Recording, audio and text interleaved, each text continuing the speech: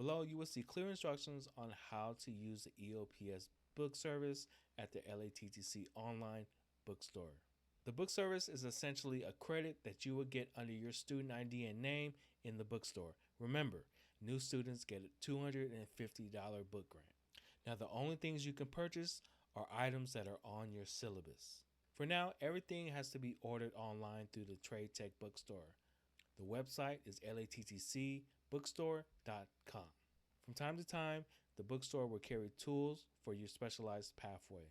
We cannot guarantee what's in stock or what supplies the bookstore carries, but for now, Culinary Arts has some tools in there, and the Cosmetology Pathway has some tools in the bookstores that you can order and they'll mail it to your house. Lastly, and most importantly, our Trade Tech Bookstore only carries books and supplies for classes that are on our campus. So if you're taking an online class at one of our sister colleges, such as West LA or East LA College, we may not have that book. So in that case, you will have to pay for the book yourself.